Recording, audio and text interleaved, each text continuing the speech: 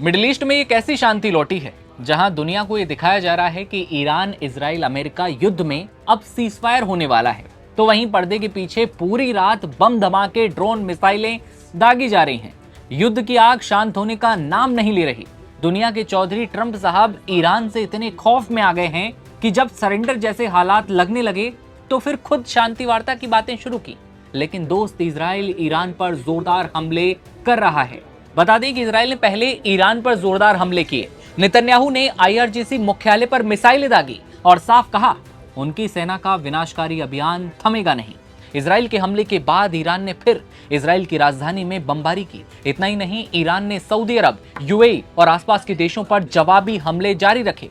इन हमलों में ऊर्जा से जुड़े ठिकानों को निशाना बनाया गया, जिससे वैश्विक तेल सप्लाई को लेकर चिंता ज्यादा बढ़ गई है।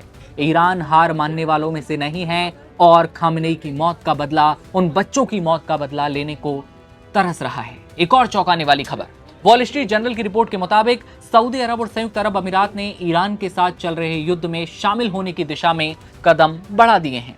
ये जंग को और खौफनाक बनाने की जरूरी भूमिका निभा रहा है। ट्रंप के सारे दावे वहीं धरे के धरे रह जाएंगे अगर ये देश ईरान के खिलाफ हमले कर देते हैं। वॉल स्ट्रीट जर्नल ने मामले से परिचित लोगों के हवाले से ये बताया कि सऊदी अरब ने अमेरिकी सेना को अपने किंग फहद एयरबेस इस्तेमाल करने की इजाजत दे दी है। सऊदी अरब ने पहले ही कहा था कि वो ईरान युद्ध में शामिल नहीं होगा, लेकिन अब ये पलट गया है। लेकिन अब ईरान, इजराइल और अमेरिका के इस युद्ध में शामिल होने के लिए सऊदी बड़े कदम उठा चुका है। मिडिल ईस्ट के दो ताकतवर देशों ने जिस तरह से ये कदम उठाए हैं, उससे ये पता चलता है कि ईरान के लगातार हमलों ने उन्हें युद्ध में शामिल होने के लिए मजबूर कर दिया है।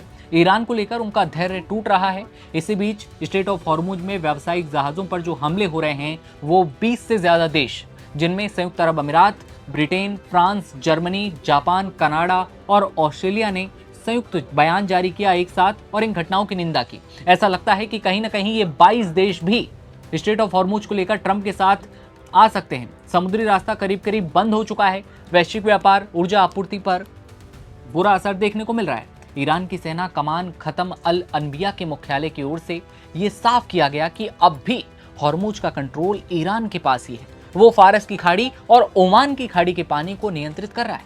अब आपका सवाल होगा कि शांति वार्ता और सीजफायर का क्या हुआ? क्या ट्रंप साहब कर पाएंगे सीजफायर? युद्ध रुक पाएगा? अमेरिका के राष्ट्रपति डोनाल्ड ट्रंप ने ईरान के पावर प्लांट्स पर हमले की समय सीमा बढ़ाकर 5 दिन की।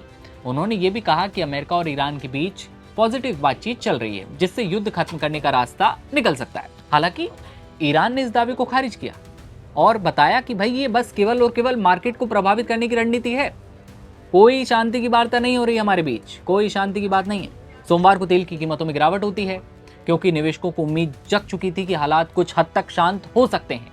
दूसरी ओर ईरान ने सऊदी, यूएई और आसपास के देशों पर जवाबी हमले जारी रखे।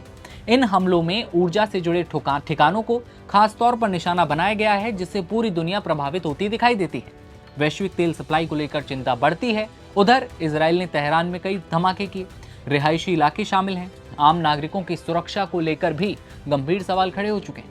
ईरान और इजराइल का युद्ध खत्म होने का नाम नहीं ले रहा है। शांति की वार्ताएं, ट्रंप की कोशिशें सारी धरी की धरी रह जाएंगी। ये साफ तौर पर अब तक दिखाई देता है।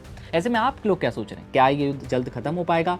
क्या ईरान सऊदी और आसपास के खाड़ी देशों पर हमले करना बंद करेगा? और सबसे बड़ा सवाल, इजराइल किस तरफ है? अमेरिका शांति की बात करता है, वो हमले कर देता है। आपको क्या लगता है? कमेंट सेक्शन में राय बताइए और देखते रहिए आप नव भारत टाइम्स। नमस्कार।